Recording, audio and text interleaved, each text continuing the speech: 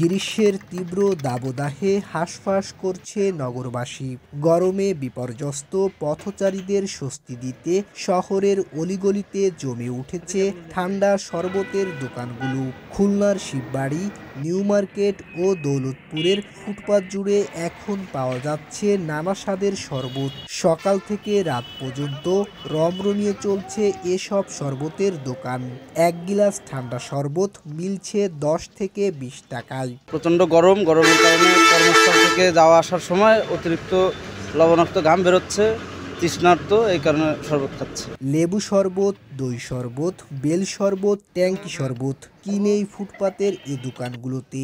গরমের তীব্রতায় দোকানগুলোতে প্রতিদিন বিক্রি হচ্ছে কয়েকশো গ্লাস শরবত। দোকানিরা বলছেন গরম পড়লেই তাদের বেচাকিনা ভালো হয়।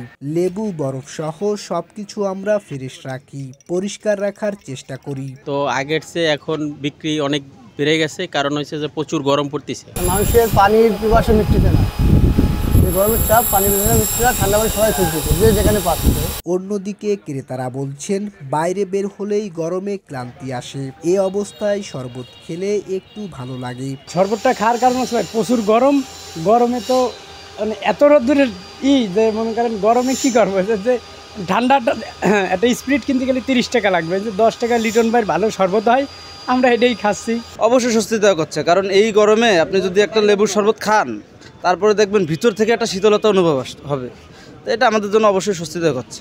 আমি একটা জব করি, জবের থেকে আসার সাথে সাথে আমার একটা ক্লান্ত বোধ হয়, যার জন্য আমি এক গ্লাস শরবত পান করি। তবে গরমে ক্লান্ত পথচারীদের জন্য ফুটপাতের শরবত স্বস্তিদায়ক হলেও স্বাস্থ্য সচেতনতা জরুরি। SM. Rohan, voice of tiger.